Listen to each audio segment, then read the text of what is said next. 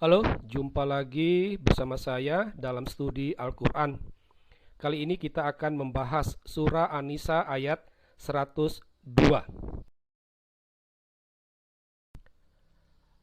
Namun sebelum kita membahas surah tersebut, terlebih dahulu kita akan menyatukan paham kita tentang Al-Quran.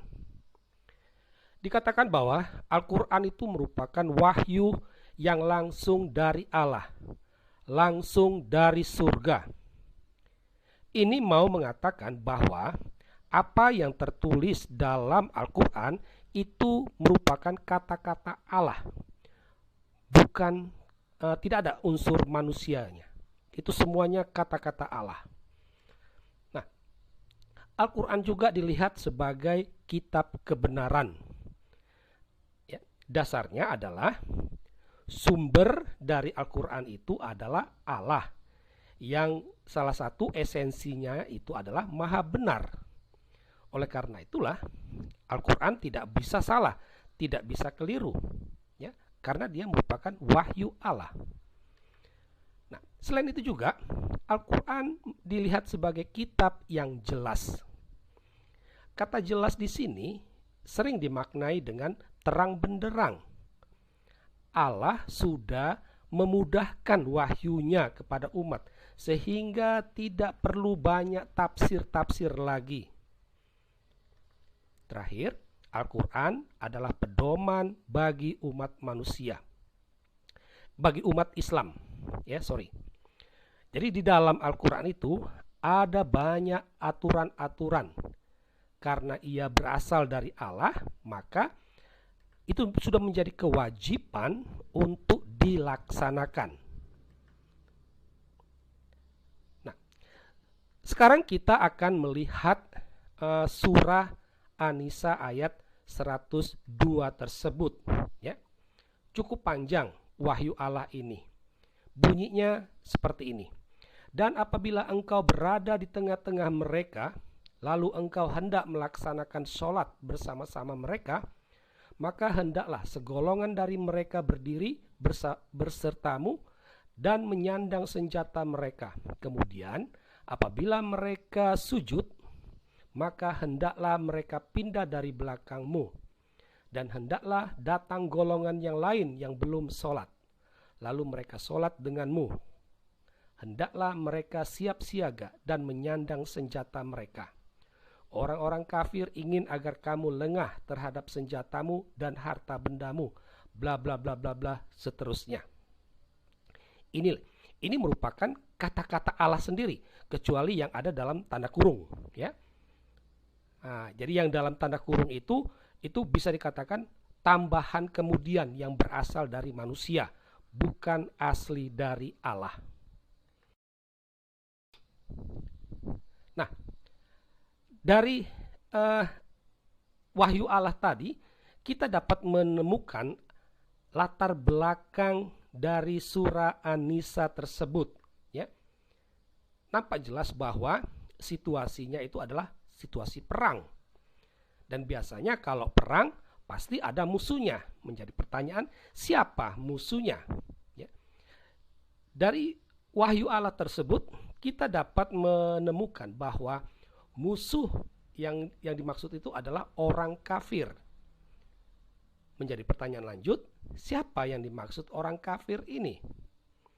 Berhubung surah An-Nisa atau wahyu Allah ini masuk dalam kelompok surah Madaniyah, maka bisa dikatakan wahyu Allah ini turun ketika Muhammad berada di Madinah. Maka orang kafir yang dimaksud adalah orang Kristen, orang Arab, orang Yahudi. Nah, waktu dari wahyu itu adalah ketika Muhammad dan kawan-kawannya sedang sholat. Tidak diberi rincian jelas waktu kapan.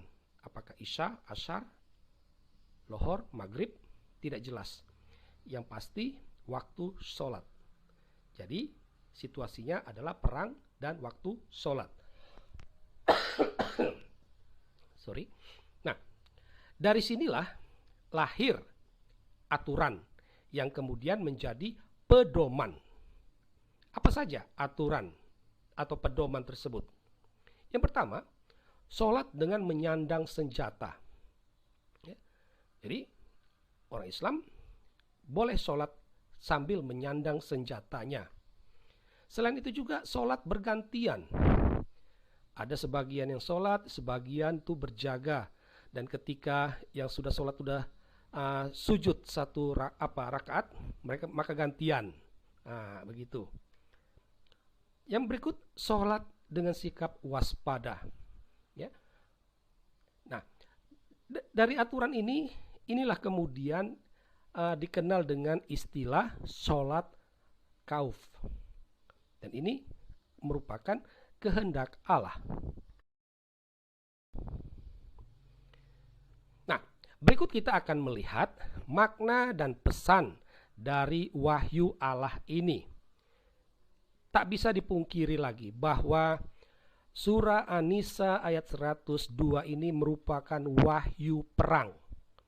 Dan ini menjadi salah satu pedoman perang bagi umat Islam.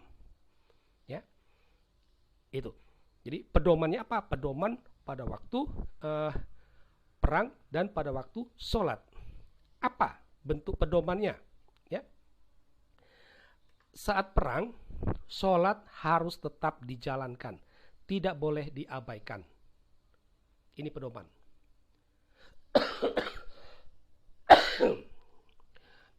Berikut ada sistem rolling. Ya, sebagian sholat dulu, sebagian berjaga-jaga, baru nanti gantian. Ya. Tetap siaga. Ya, baik yang sholat maupun yang berjaga itu mereka harus tetap siaga. Karena apa? Orang kafir itu musuh yang nyata. Ya. Orang kafir musuh yang nyata ini hendak mau menegaskan apa yang dikatakan Allah dalam ayat 101. Ini terakhir, orang kafir itu pasti akan menyerang, ya, menyerang umat Islam. Maka diperlukan kesiagaan. Inilah makna dan pesan surah An-Nisa ayat 102. Nah, kita sampai pada catatan akhir. Apa konsekuensi wahyu Allah ini? Tak bisa dipungkiri bahwa dengan wahyu ini umat Islam harus menciptakan perang agar wahyu Allah ini tetap relevan. Ya. Jadi mau tidak mau, umat Islam harus menciptakan perang. Supaya apa? Supaya bisa orang sholat sambil menyandang senjata. Orang bisa sholat dengan membelakangi temannya yang sedang berjaga. Itu.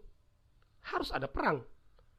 Karena kalau tidak ada perang, wahyu Allah ini jadi mati. Ya, dia tidak ada berguna lagi wahyu Allah ini. Nah, dari sinilah muncul kesan. Ya, kesan yang pertama, Islam itu agama perang. Ya. Tak bisa dielak lagi. Konsekuensi logisnya, Islam itu adalah agama perang. Dia sebagai agama perang itu bukan karena ayat-ayat perang dalam Al-Quran yang jumlahnya 124 ayat. Tetapi karena ada wahyu Allah yang harus tetap relevan. Dan agar relevan dia harus diciptakan perang. Harus dihidupi. Ya.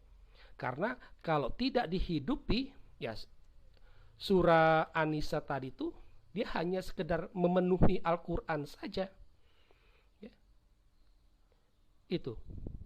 Jadi supaya wahyu Allah itu tetap relevan, ya diciptakanlah perang. Maka tidak heran Islam itu adalah agama perang. Yang berikut, Allah Islam itu paranoid. Ya. Jadi kalau wahyu Allah ini dimaknakan sampai saat ini, ya berarti ada kecurigaan terhadap orang kafir. Orang kafir akan menyerang orang Islam. Dan keyakinan Allah inilah tumbuh dalam diri umat Islam. Sehingga umat Islam selalu menaruh curiga kepada orang kafir. Ada sikap paranoid. Ya. Gitu. Tidak bisa dielak. Ini merupakan satu konsekuensi logis. Nah, demikianlah studi kita tentang surah An-Nisa ayat 102. Semoga Anda mendapatkan pencerahan. Sekian dan terima kasih.